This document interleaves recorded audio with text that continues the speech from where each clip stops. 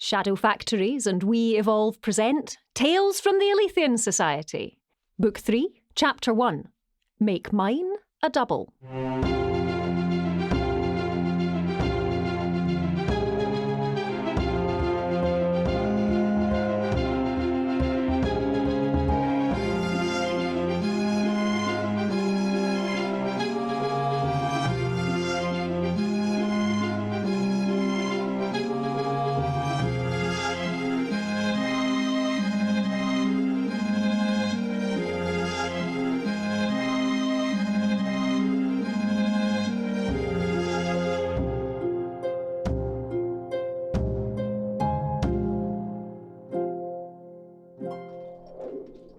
Stand down. I shall not tell you again. One more step and I shoot. You can't let Babbage's madness happen. This is no what we're about. You might get me, but I'll take you with me, you mad old baggage. Miss Gordon, this is precisely what we are about. This is the culmination of what we are about. Oh, I understand being a mentalist, but Doctor, why would you go along with this? Not like you to get off your big fat arse unless you have to. Simmer down, Miss Gordon. I'm not going along with anyone, but I can't allow you to go aiming your piece at my aunt. Put it down, or I'll be forced to put you down. Point your pistols elsewhere, Dr Cadwallader. Your aunt is insane. This plan is insane. I won't allow it. Arthur, put those guns down before somebody gets hurt. You're with her? Of course I am. What kind of sane person would want to raise a child in a world like this? Now, Miss Gordon, surrender or I'll be forced to shoot you in the face. I realise I'm Johnny come lately to all this, and I've no real idea of what's going on in here. But I reckon if Dr Cadwallader's for it, I'm against it. So drop the pistol, Doctor, or I'll be forced to send you to your everlasting reward in the fiery pits of hell. If I'm not needed, I'll just slip out here. I'm not wanting to shoot anybody. Going out to place more bets, eh? Does Cressida know you're responsible for all the blasted ructions that have been tearing this town apart? So you're behind the incidents? Mr. Stewart? Aye, Mrs. C. Your services are no longer required. Police! Murder! Oh, steady on. Are we actually doing this then? Are we really getting ready to shoot one another? How the flying feathery fuck did it come to this? There's no point dwelling on the past. What's done is done and can't be changed. All that matters now is what happens in this room. Even just a few days ago, things seemed so different. I suppose it's true what they say. Ignorance is indeed bliss. A position that certainly seems to sum up your existence to this point, Arthur. The things currently in motion have long since been set on their course. It was just that until recently we failed to notice. We were too busy with other things. Always so dreary, the weather in this city. Somehow I had forgotten the endless rain. Well, a change is as good as a rest, I'd say. It was nice to see a bit of continent again, but it's nice to be back in Glasgow, even with the weather. There's Hunter House. Hasn't changed a bit. I thought perhaps Scotland might hold some bitter memories for you now. Oh, the thing.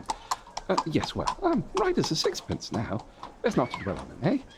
Just be thankful the time that God has given us. Yes, I suppose you're right. Things will slip back into their old routine in no time. You'll see. Now wait there and I'll help you down. I'm pregnant, Arthur, not an invalid. Now that the initial nausea has subsided, I find myself mostly untroubled by the whole process. I can't wait to see the old gang. No doubt there'll be some ripping stories to tell each other. Hello, your lordship. Hello there, Gillespie, old man. Didn't see you there, creeping up on us. Mr. Gillespie, cease trying to scare my husband back into an early grave. Sorry, Lord and Lady Roxburgh. I'm afraid I was just keen for a bit of company. The house has been empty recently. Where are Miss Cadwallader and Miss Gordon? And don't tell me the chapter master stirred from his vile pit at this hour of the morning. Miss Cadwallader has been through in Edinburgh half the time, busy tidying up the affairs of the Unicorn Club. And aye, the great warthog's fair been feeling his oats where no here, rolling drunk and ringing doon for food like a budgie playing with its wee bell. Poor Mrs. Gillespie's been labouring like a navvy in the kitchen, trying to sate his gluttonous appetites. I am far from surprised. So, Miss Gordon has been in charge? Aye, I suppose so. Except both of them went out a few days ago to investigate the rumoured occurrences. I was quite amazed to see the good doctor's legs were still capable of propelling him about. Can only assume that he must have run out of alcohol. What about Mr. Godalming?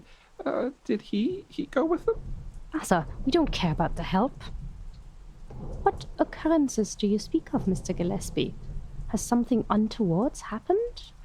There were rumours of strange events, peculiar happenings, bizarre and unholy episodes.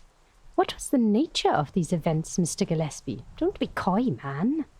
Rumours are gossip, Lady Roxburgh, and gossip is sinful. As it says in Proverbs, a fool's mouth is his undoing, and his lips are a snare to his soul. Oh, God, what have I done? For pity's sake, have you trodden the horse excrement again? Use the scraper by the door. Yes, that's what I meant. I'll go use it now. Silly me.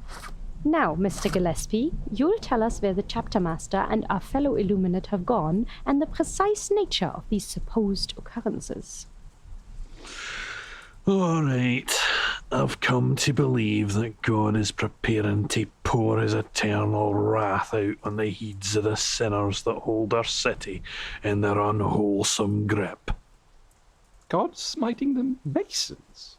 No, his angels have been smiting the sinful flesh pots and liquor halls, the places of low repute. This is ridiculous. Yes, I mean really, Gillespie. If God was smiting the sinful, he'd have started with Dr. Cadwallader. Free your lips to God's ears, your ladyship. Oh, the Roxburghs! You're fair glowing, Sophie. Both of yous keeping well. Yes, all fine. Perfectly fine. Fit as a fiddle. Occasional discomfort, no more than that. What of you? Gillespie has been informing us you have been out investigating something. Aye. Chasing up rumours and wide-eyed old soaks claiming to have seen things. Oh, a waste of time. I was just coming back from a tea. Tea? It's 9 in the morning. Don't tell me the doctor's gluttonous habits are rubbing off on you. No danger. But what do you mean, 9? I've been out all day, rolling about this town like a Wayne's dauber. 3 days you've been gone, Miss Gordon.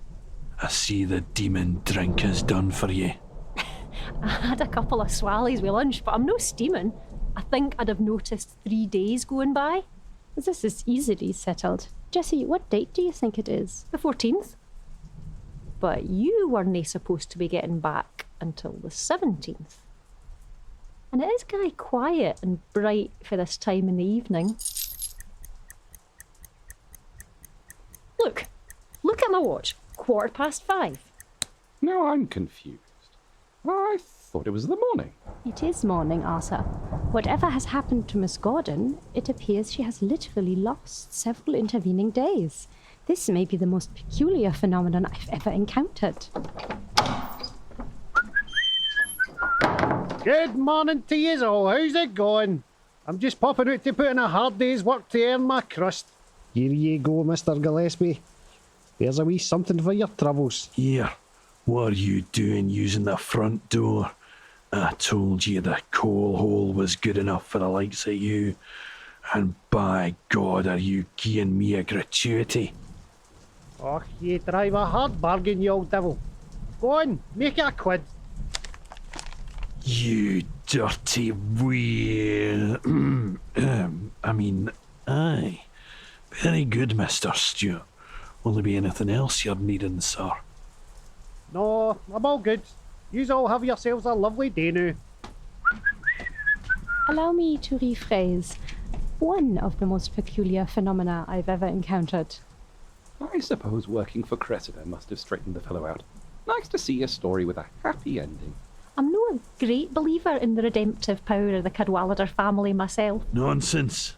I will not hear a word said against Mr. Stewart. He's a redeemed character, and as good a Christian man as ever drew breath. What? So as good as, say, Thomas Aquinas or St. George? A Catholic and an Englishman. Aye, probably better then. Actually, that's a common misconception about St. George. You see, he was actually from... We don't have time for a history lecture, dear heart. We must locate the chapter master. It is possible that he too has fallen foul of these strange events. Well, we can hope. Well, my feet are sore and I'm famishing away. I'm not missing my mince and tatties on account of the old walrus. Let's get breakfast, I suppose. Then we'll go looking. Yes, it has been a long trip for us as well. And no doubt Arthur will wish a cup of that wretched brew you British are all so mad about before we head off. Oh, I'd love a cup of tea. Right, I'll have Mrs. Gillespie get the kettle on. She's probably got a whole trough of food ready to go, just in case the chapter master appears wanting his elevenses. Delightful. Very well then, let us repair to the dining room. Gillespie, you can see to getting the cases inside. Oh aye, your ladyship. I'll just see to all your bloody cases, and me with my bad back since the incident. Suffering Jesus, what's she got in here anyway? Laid weights? I'm no lifting these heavy bastards up all these stairs.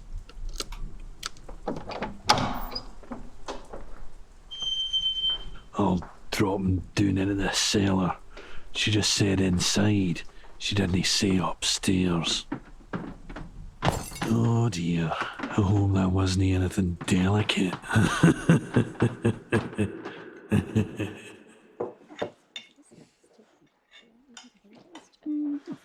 Yes.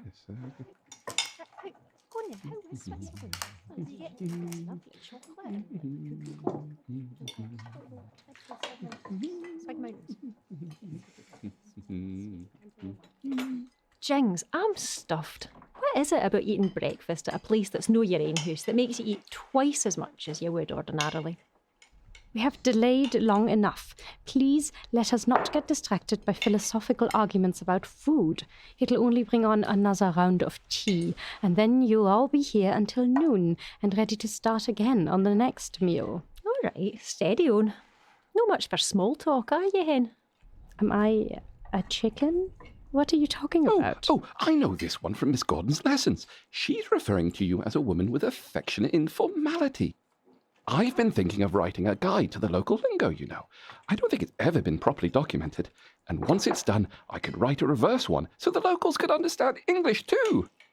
Well, I'm sure we all feel enriched by that foray into pointless vernacular.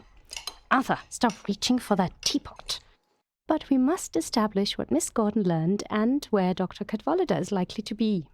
Well, I found a whole lot of jakey bawheads or swearing blind something had happened. Folks going missing, things being where they shouldn't, strange coincidences, funny lights. But in terms of your actual evidence, I got hee-haw. And Dr. Cadwallader? Aye, well, once he realised we were going to be investigating pubs and such, he volunteered. We split the list, we went our separate ways, and that was the last I saw of him. Then I suppose we'll just have to retrace his footsteps. What's this on the floor under Dr. Cadwallader's seat? Ugh, it's covered in congealed egg yolk. A telegram? Oh, it's addressed to Dr. Cadwallader. I'll slip it under his door later. He's that!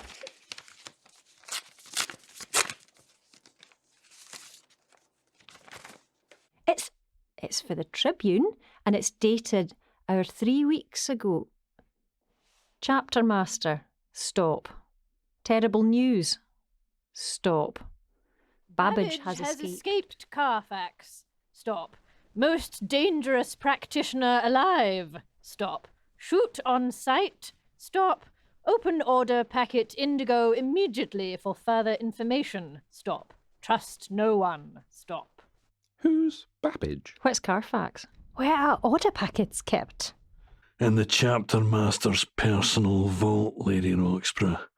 I'm afraid it will not open for anyone but Dr Cadwallader, or his successor if the good Lord has lifted his mighty hand and struck him down as he richly deserves. Can't be the inventor fellow. He's been dead a year or more. One of the Shrewsbury Babbages, perhaps? Right, that's that then. We'll have to find him. Or at least prove his deed so one of us can open the vault. Enough is enough. The man is a disgrace. He is unfit to run a chapter. Who knows how many innocents may suffer because he was more intent on gluttony than doing his duty? Steady on, Sophia. I dare say we've all managed to misplace the odd bit of mail now and again. Don't be ridiculous. I have every piece of correspondence I've ever received filed away neatly in boxes. You know, I always think the Christmas cards would look more jolly if we put them on the mantel for a bit first. And lose half of them. Don't be absurd. Well, maybe I'm just a tea-sipping Brit prone to all kinds of distraction, but I reckon maybe we can do without the Christmas card conversation right at this exact minute. I mean, unless one of your season's greetings included an indigo order packet. Very well. But the matter is worthy of debate. If I can bring nothing else to these British Isles, I will at least bring order to Arthur! Sorry, darling. I swear I didn't even notice I was making it.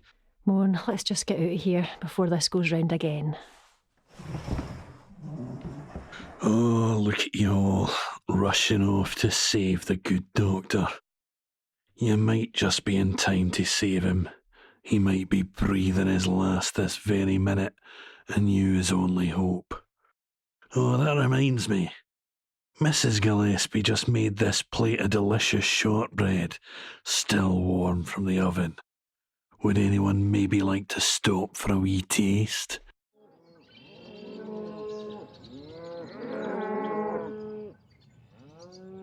This is the place, over by yon pond, the Curler's Tavern. Only pub in Glasgow open all day, every day, thanks to some old king who was so mad for the bevy he couldn't wait for normal opening times. Smells very agricultural around here. I suppose all the milk for your tea has to come from somewhere. Let's just not get sucked back into the tea conversation. We'll be here till Christmas. And then you'd have to file us away in a wee box. Ladies, please, let's just try and focus on finding Dr. Cadwallader.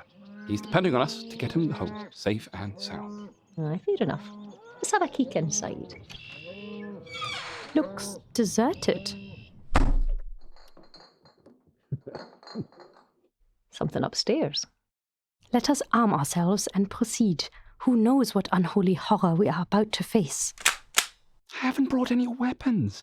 We haven't even unpacked yet. I'll just have to rely on my swinging training. Along came a man called Charlie Mops, and he made a meat.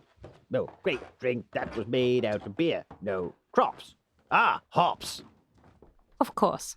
Why did we even for a moment suspect that Dr. Cadwallader would encounter any difficulty in an establishment selling alcohol? How many pint glasses are there lying about here? Hunters? Hush. You mustn't jinx it. It's almost time. See? All I see, Doctor, is a sad old drunkard wallowing in alcohol in order to forget their own many and varied shortcomings. Here you go, big yin. Pint of tenants and your change. Ha ha! See, I told you.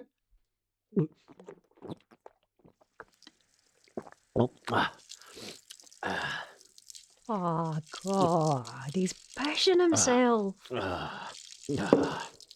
Madam, I am in a delightful state of equilibrium. Looks like it isn't the first time either. The fabric at the seat is ringing, and there's a puddle under the table bigger than yon mill pond out there. I did try putting it in glasses initially, but then there was a bit of an accident when I drank for the wrong one. Here you go, big yin. Pint of tenants and your change.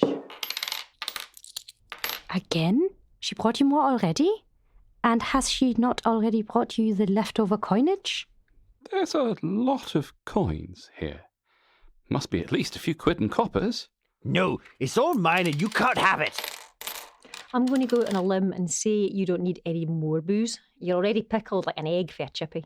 No, please, don't spoil it just for once. Just for once, I'm winning. Here you go, big yin. Pint of tenants and your change. Again? What is going on here? Why does this woman keep bringing you alcohol and money? I don't know and I don't care. All I know is that I have found my place in the sun and I intend to stay here for the rest of my life. Heilandsack. Arthur, get this soy-niggle out to the carriage. Righto then. Come along, Doctor. Time to toddle off home. No, I won't go. I shan't. You can't make me. In point of fact, we can make you, you sodden old wretch. There are 3 of us, and only 1 of you, and you are heavily inebriated. Did nobody ever tell you that the tiger is at his most dangerous when he's spent 3 days drinking cheap Scottish beer? Well, it's true. Now be off with you, lest you see the tiger's teeth. Moan, we're going to have to just rush him. Just try and stay away for the bottom half. Here you go, big yin. Pint of What's going on? Madam, you have been caught in some kind of loop for several days, and this repellent fellow, instead of trying to save you, has just sat there and guzzled free beer the entire time. Eh? I don't understand, but my heat's fair thumping.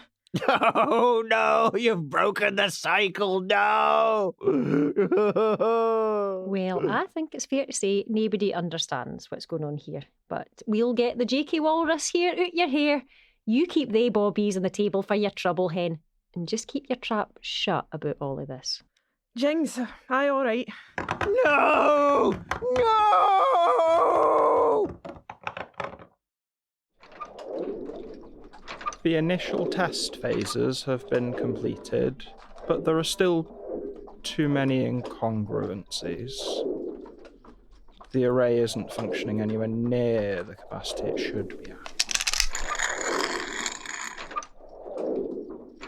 Well, you might very well say that, but you aren't constrained in the same way as I am.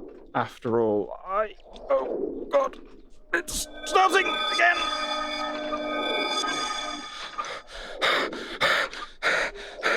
Close together each time.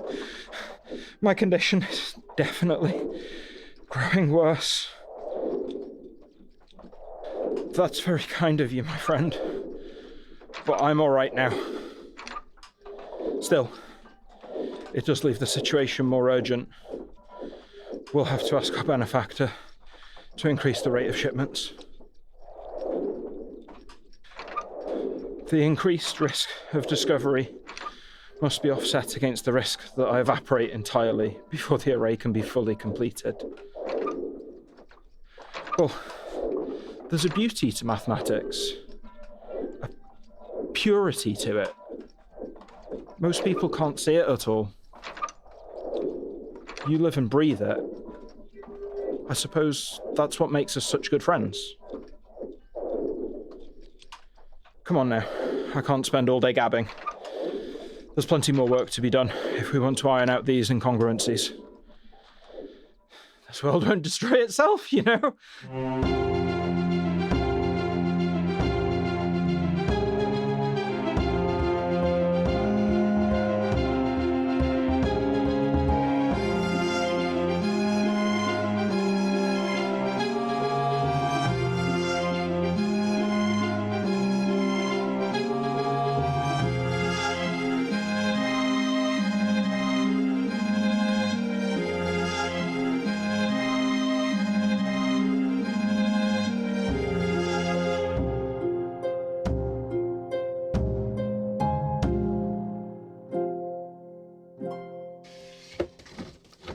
Come on, Doctor.